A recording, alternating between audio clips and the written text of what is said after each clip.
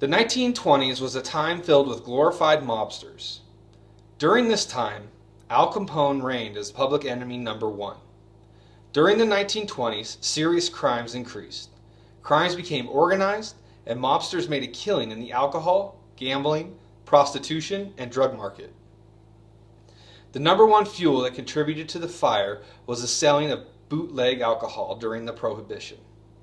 Prohibition took effect in 1920. Alcohol consumption was outlawed along with the manufacturing and transportation of the substance. Naturally, this would help rise organized crime. And what city was the epicenter? Chicago. During this time, crime became sexy. Crime was posted on the front page of every paper.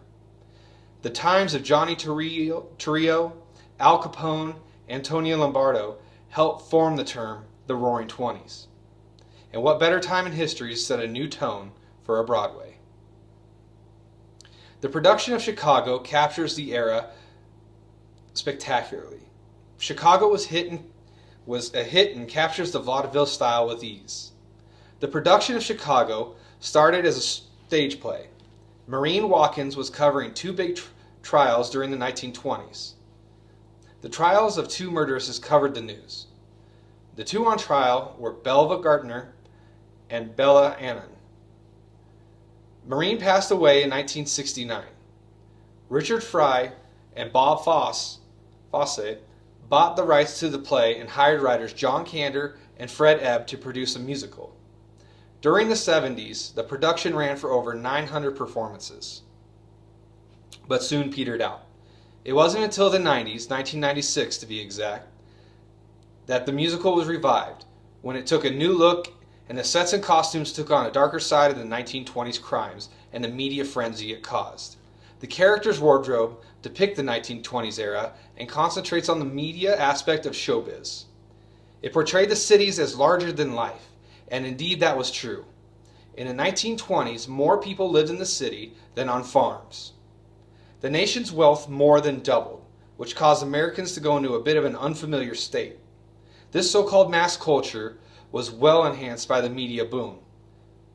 Touching back on the wardrobe of the Chicago production, the so-called flapper was introduced. Women found a new sense of freedom during this time. Women could vote, and many conservative women would dress loosely. The Chicago production did an excellent job at creating the wardrobe to depict this era. The younger generation during this time found many freedoms. Many of these freedoms were expressed in the way of dance. New technology created the mass production of vehicles, which gave way to a kind of bedroom on wheels. This was evident by the given quote from Velma Kelly. "Come on, babe, why don't we paint the town and all that jazz? I'm going to rough my knees up and roll down my stockings. And all that jazz. Start the car. I know a whoopee spot where the gin is cold and the pianos are hot."